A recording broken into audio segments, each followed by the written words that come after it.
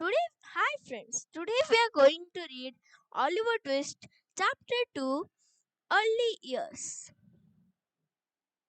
He took the hint immediately and in a sad voice pointed to Mrs. Mann and said, I will come with you if she goes with me.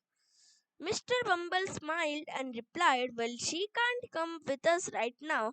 Can you, Mrs. Mann? Not just yet, my boy, said Mrs. Mann.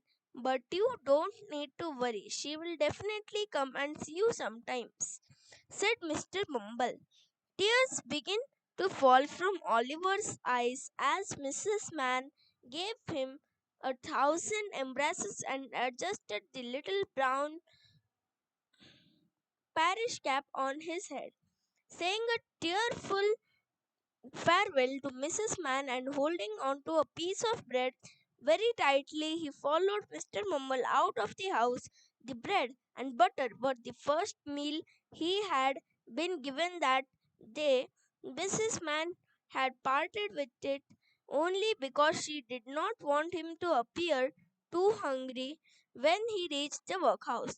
Oliver was crying continuously as he said goodbye to the miserable home where he had never heard a single kind word or experienced one kind deed in all his early years.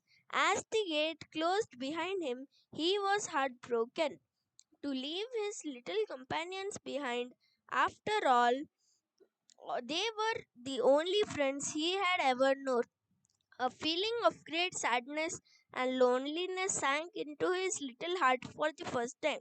As he trotted alongside Mr. Bumble, holding on tightly to his gold laced cuff, he kept asking him, nearly there, within a short while of their arrival at the main workhouse.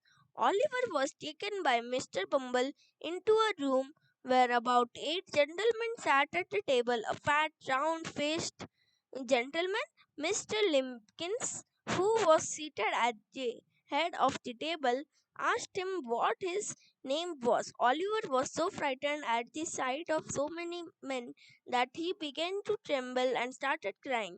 You know, you are an orphan, I suppose, said the fat gentleman. What's that, sir? Asked Oliver in a frightened voice. The gentleman went on to explain to him that an orphan is a person who has no parents. Yes, said Oliver simply. Oliver wiped away two or three tears that were rolling down his cheeks. What are you crying about? Asked the gentleman in a white waistcoat. He then turned to the others and said, what could he be crying about?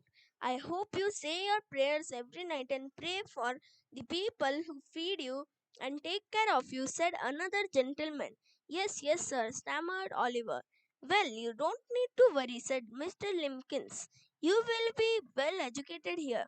He was then told that he would be taught a useful trade. He would begin work at 6 in the morning and make strings from old pieces of ropes. Mr. Bumble showed Oliver the ward where he was to live. It was a large room with rough, hard beds. Oliver was so upset with the events of the day that he cried himself to sleep. At the workhouse, the children were all made to work very hard, and they were underfed. Oliver was always hungry. The one who was happy with the situation at the workhouse was the local coffin maker. The reason for his happiness, however, was the fact that he was always busy taking away the children who could not survive the cruel treatment at the workhouse. Thank you. That's for today. Next time we will read chapter 3. Please, sir, some more.